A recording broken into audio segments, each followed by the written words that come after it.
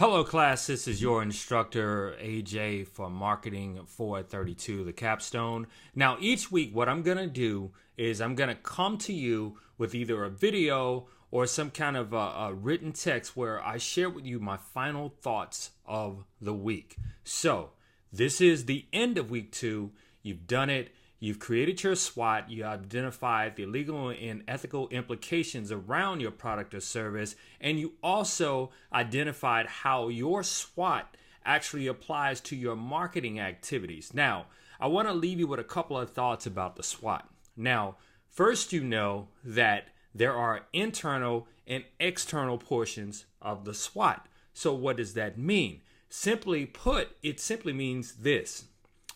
Internally, say your strengths and your weaknesses, those are things that you can actually control with your action, or at least have some form of control with your actions. Now, externally, say threats and opportunities, those are some things that, irregardless of what you do, you really don't have total control over those activities. A great example for would be, say, a threat could be a change in a law that makes whatever your product or service obsolete. In other words, you no longer exist as a business, in terms of providing that product and service. But the point I'm trying to make here is this.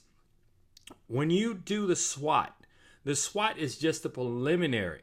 It's just you laying the foundations to see where you stand to offer your product and services to the market. Now, the other thing that you have to also take in consideration, which we're actually going to get into as we move into week 3, is the market segmentation. You have to look at, the demographics, the psychographics, and this is the capstone, so you know what that stuff means.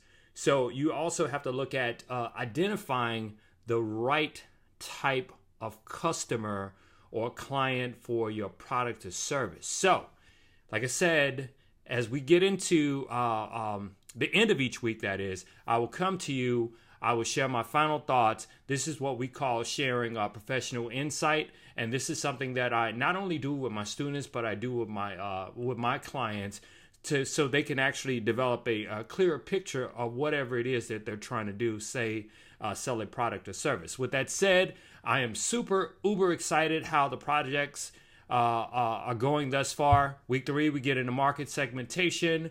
I might share this fantastic tool called Prism with you.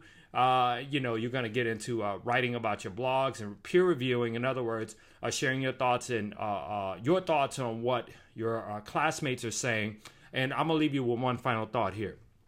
Remember that all discussion boards are due by 11:59 p.m. local time on Thursday night. What that means is your initial post. Now, you have up until Sunday, 11:59 p.m. local time to post your responses to your classmates. With that said, I'm excited. Thank you for a fantastic week 2, and I'll see you on the discussion boards.